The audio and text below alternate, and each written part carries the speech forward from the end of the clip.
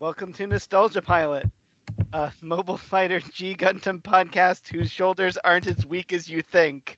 I'm Hugh. I'm Jurd. Hold on, guys. Let me pop my shoulder out so I can get into this podcast. Jason. And I'd rather be talking about anything else, Spence. And we are here to talk about the nadir of Mobile Fighter G Gundam, episode 27. Hang on, Domon. Triumph of the Restored Faith. Would this episode have been better if that kid had got crushed to death in the Gundam? It would have been better in that we would have seen less of that kid, who is the real villain of this episode. Yes, he's not ready for the body contact. So, when that kid first appeared, just for speaking of trying to get distracted away from this episode, when that kid first appeared with his red cap, I was like, just for a hot second, I thought that was Ash Ketchum. I was like, this is going to be the best episode ever. This is the crossover I'd hoped for. But no, it's the worst universe Ash Ketchum. Like, also, is it that simple to steal a Gundam? Like, he ran into it while Domon had it open and on because he was working on it. Also, why was Domon working on it when Rain's always the one working on it? Yeah, Rain would have never fallen for this child's prank. Yeah, Rain would have just been like, deet, deet, and it would have closed up. Yeah, and she would have then remotely piloted it away. I am in a mood because I was watching a wonderful horror movie called Mimic, where two annoying children get savagely murdered by a giant cockroach monster. Oh, so we are talking about, what is that, 1996's Mimic? Yeah, been a while. Good one, though. Was that the one where, the cockroach monster turns into the sexy lady? No. That's a subspecies, I think. Okay. That's a Del Toro movie, though, isn't it? Am I correct in that? That's an early Del Toro? Maybe. But the real point is that they kill children in that movie, and G Gundam doesn't have the gonads to kill children. This kid should have been crushed. He should have been. These kids deserve to die. Where is Lady Un when you need her? Oh my God, Lady Un would have murdered these children so severely. Oh, forget that. Freaking Hero would have. Yes. Yes. These children would have need some wrenches. Yes. Hero would have watched that kid be crushed to death, and he was like, "That's why you don't get in." Yes, and then he would have beat the other two kids with the kid's bike. No, then he would have shot the other two kids because they saw him. No. Oh, that's right. And then he would have went to their families and said, "Forgive me. Here's my gun. Shoot me." He only does that when he thinks he's wrong. So that is true. So he wouldn't have needed to be forgiven for murdering those annoying kids. But seriously, in these shows, why do they decide to try to give the hero this soft spot with children? I think it's the Robin phenomenon where they know their audience and they're like, you could totally be friends with this cool badass. No, that's how you get murdered. Yeah. But that's why there have been 4 Robins. Yeah. This trio, though, is the evil version of the trio that hangs around all the time, though, right? Oh, yeah. These kids are no good. You know who they remind me of? They remind me of the bullies from Power Rangers. Yes. Yeah. They're mini Balkan skulls. It's a trope. Almost every anime has this, where the hard, badass main character has to stop being a badass so he can show that he cares for the children. No, I don't care. This show about giant robots and fighting. Who cares about these random street toughs who aren't really street toughs? The problem is that this episode needed a subplot because the main villain is terrible and has nothing going on. Oh, God. The main villain was so upsetting that it made me start second-guessing the racism in other shows. What did you... For G Gundam, a series that has, repeated, all these characters are just built out of nationalistic tropes. this guy is like literally the worst. Like this is But the why bottom is he of the bottom of green? the barrel. Yeah, well, also, he's so racist that we all ignored the fact that the American Gundam crushed the Kenyan Gundam in the beginning of the episode. Well, to be fair, the episode didn't give that a whole lot either. It was like, Yeah. they're hugging, and then one of them falls over, and they're like, well, I guess that's over. We didn't even see the end of the fight. They just knocked over one of the pieces on the chessboard representing the fight. You're like, okay. Yeah, like that there's nothing going on there that would be at all like resonant to any sort of geopolitical history. Yeah, like, oh my god, like it's the. I think this is the worst episode of G Gundam. Yeah, I kind of agree because like even where like the national characters are like very tropey and like flat and borderline like racist characters, at least they have something going on. Like Lumberjack Man has a tragic backstory and a budding love story with Argo Gulski. Well, I don't know I if still the want Canadian that Gundam spin-off pilot so is hard. into kink enough for that relationship.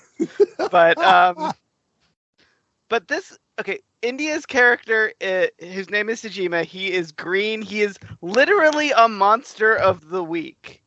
Yeah, in himself. Like not his suit, not whatever. He himself. Yeah, he looks like he looks like Piccolo. That was okay. So we have to open the Piccolo can because that was my question. Like the othering of him being green is so odd, and then Piccolo has always had sort of that like, you know, a little bit of vibe for him. He's wearing like kind of the turban situation. He's got the gem going. He's got kind of the cape situation going. So like, what am I to take from this? Like, Piccolo would be a better representation of Neo India than this guy. Like this, and that's saying something. Seeing as Akira Toriyama is very racist. Yeah, he's green. He's got weird pointy features. Like he has long point fangs. Like he has elf ears. It's weird. It's like they mixed Piccolo and the Green Goblin. Yeah, there's like a lot of like weird. And I've never watched Dragon Ball Z. I just here. kind of know what you're talking about. No, but you're absolutely not wrong. Right. Yeah. And his calling card of that terrible, stereotypical Cobra trance music thing. Oh, it's all over this episode. Like it's everywhere. Yeah, because they don't do anything cool.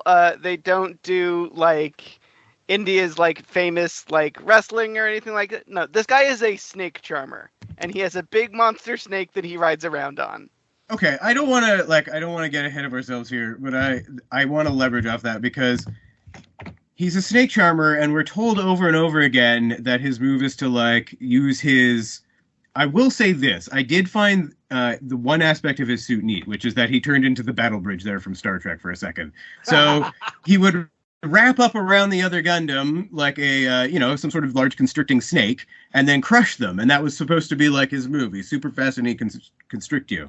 But then they introduced the idea that it's actually a two-part thing. He constricts him, and then he stabs him. Now, that seemed weird to me, because constricting is pretty much the move with the snake. Like, the snake does not pull out a shiv and then finish you off. Like, that's not how that goes. So I did not find, it was neat. Yeah, great that he took, like, the top part of the Cobra and turned it into, he had feet. And again, very unclear about the rules around what is regulation in these Gundam fights, because he's got a deployable secondary Gundam here. I guess it's like his chariot piece. There's got to be, anyway, I want a ruling on it, but also we don't really get enough time to like see the snake as a creature in the same way that Funsaiki is, because it is a giant snake that's piloting a giant robot snake. And that is, I will say, that is one of the other shortcomings of this episode. Why do we not get to see that snake in a body condom? I don't know, but as the snake fanatic here, king cobras can actually get quite large. So my problem was proportions. Like they can get up to 15 feet long, but proportionately they're not that girthy. But they could still fuck you up. So I feel like they they could have done something much cooler with the cobras, because their hunting style is first to spit, then to bite, and then you strangle. Yeah. So I feel like that could have been a projectile, that could have been a damaging hit, and then it could be the constriction. And I feel like they really missed I feel like they really missed a cool opportunity for the Cobra Gundam.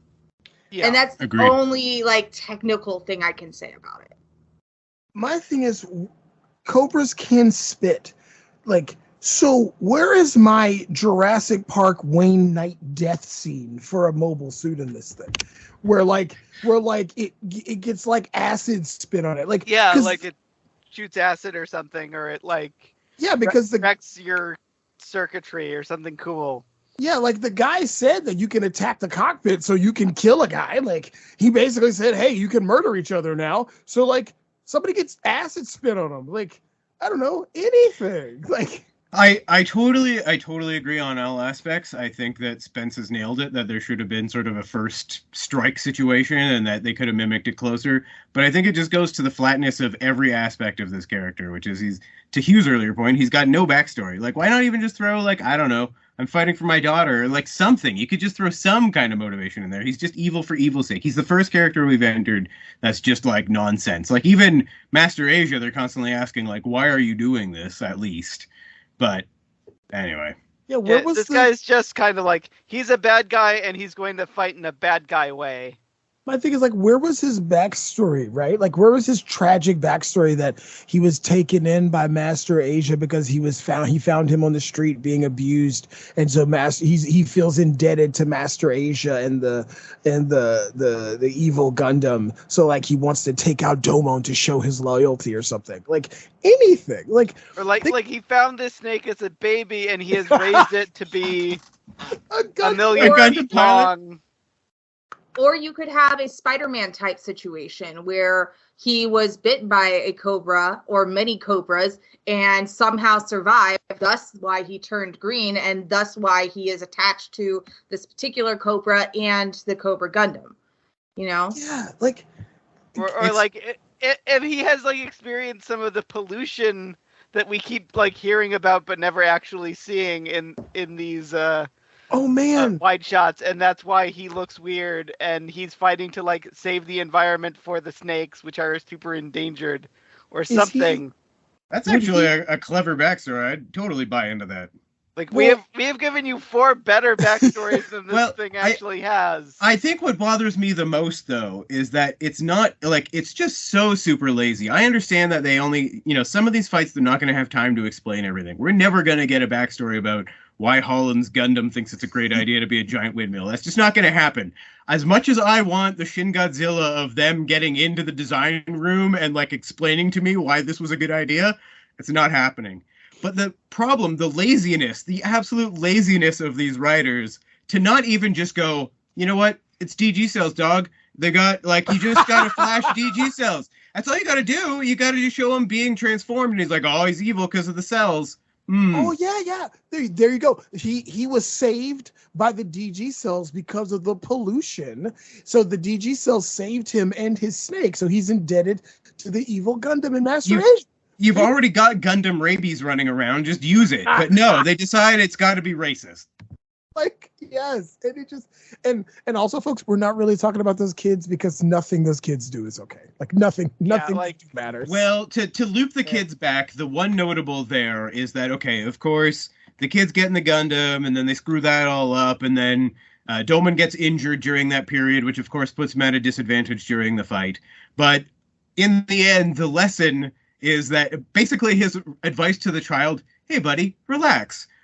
During the body condom suit that kept the kid from getting killed turns out to be the solution to not getting strangled to death by the snake. He's just got to chill a little and then everything will be fine.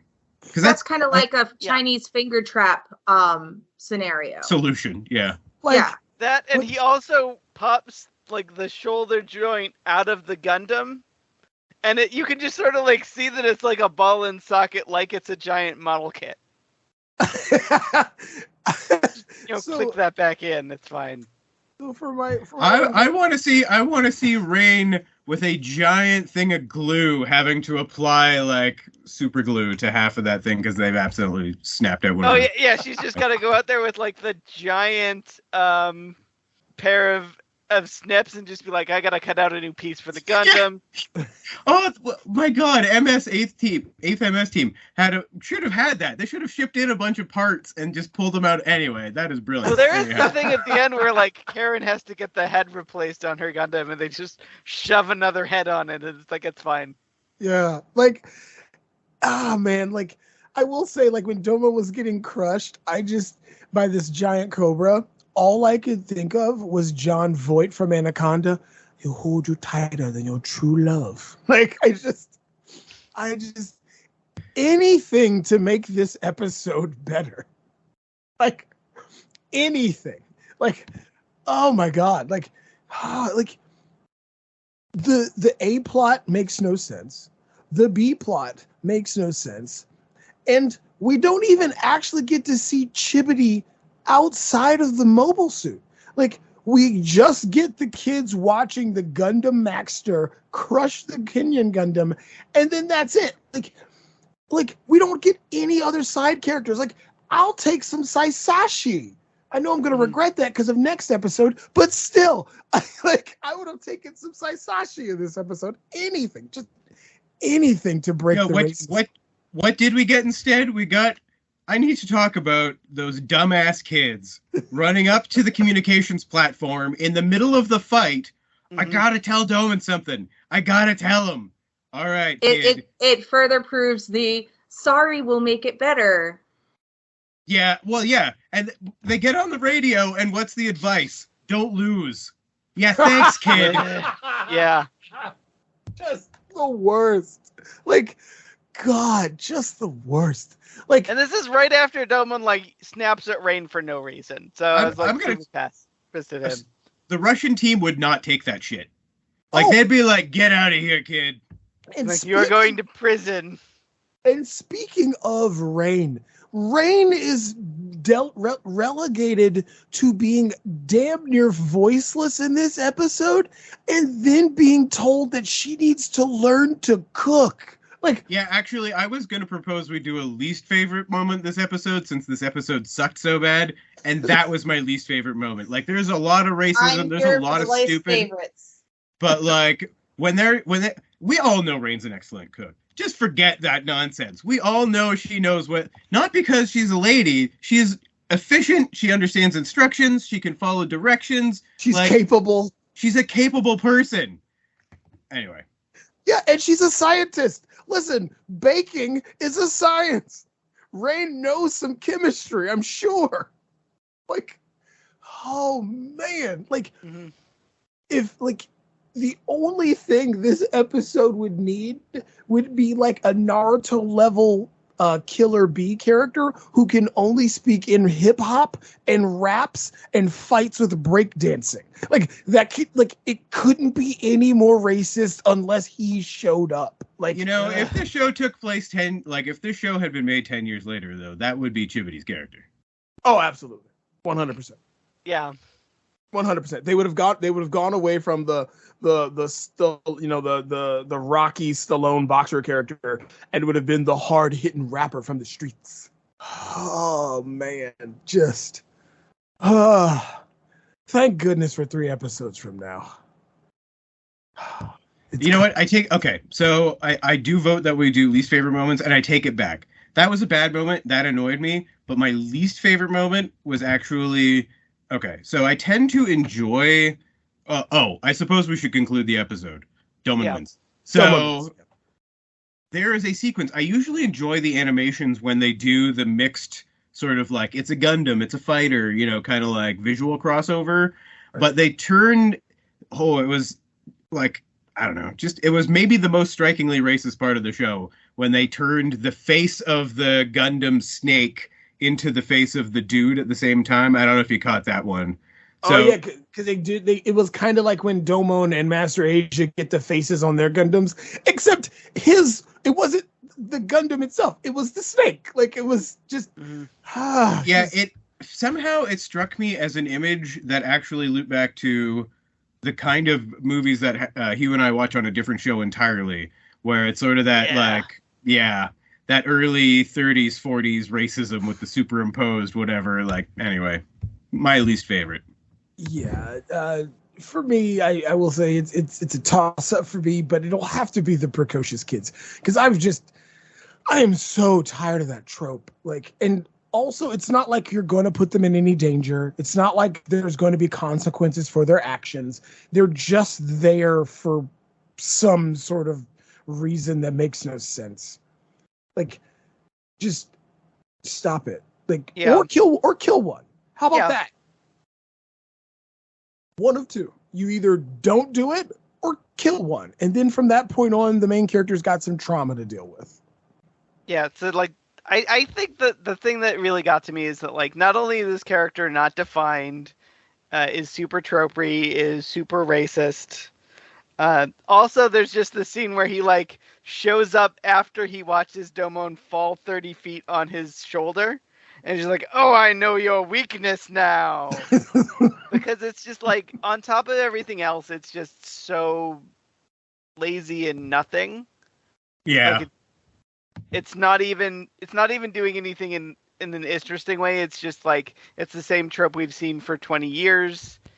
Just again. It's like, oh, how will the hero fight this bad guy who's hitting him in the spot where he hurts? Like, and which will only be mentioned this episode and never again, I'm quite sure. But anyway. Yeah.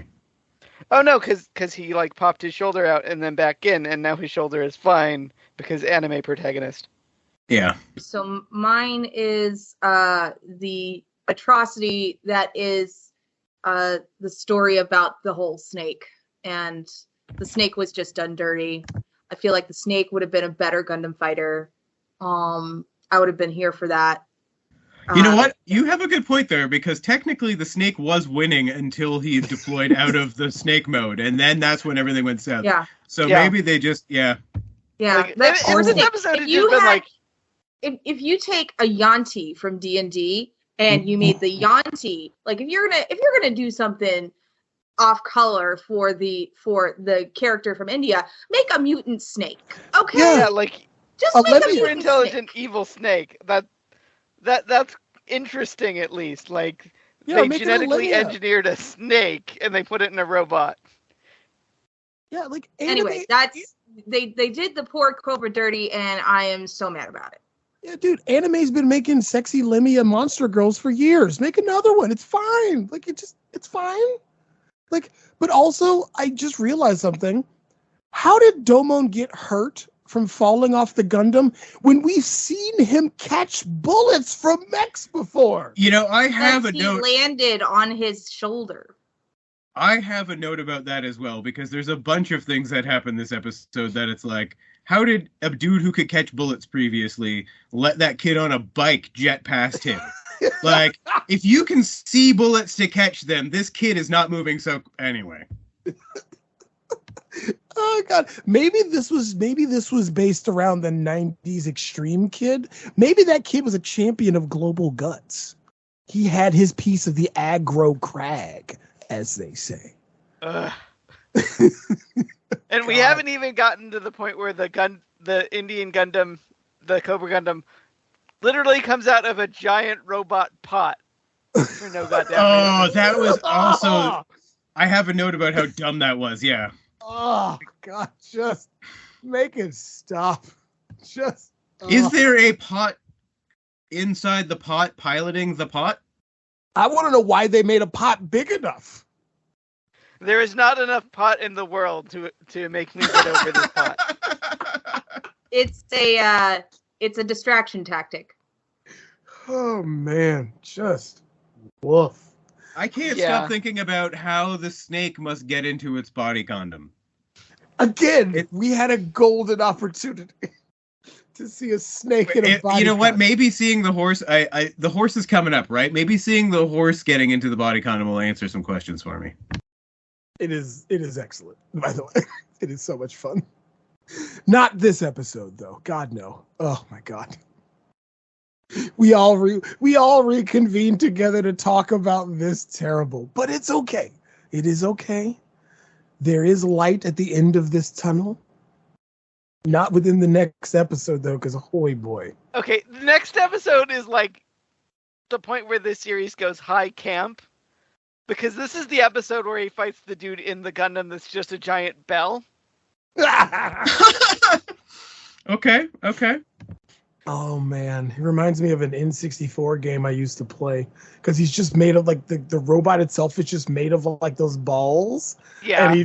And he's just coming out of a bell. Like, oh man. Yeah, and at least we get, from what I recall, we do get like a backstory for Weird Bell Assassin. At least that's fun and interesting. He was raised by bells. He was raised by a wild pack of bells. So yeah, that was episode 27, guys. Yep. So let us never speak of this episode again, and then join us here next week for episode 28, Domon Targeted, the Assassin's Staff. Until then, you can find all our show notes over at nostalgiapilots.com. Find everything I do at hughjodonnell.com. You can find everything I do over at skinner.fm. Find everything I do at nerdswithvoices.com. Everything I do is on linktr.ee/resonant moon. And until next time, I'm sick of you telling me what to do. Ow, my shoulder. I can cook. Go limp! Uppercut to the stomach. God damn it. Oh, I forgot that he punched that kid. And then his closing advice, start lifting, bro. The kid deserved it, though. Like, F you, Chan. I don't care if you're a kid. F you. Get good, noob. This is my Gundam.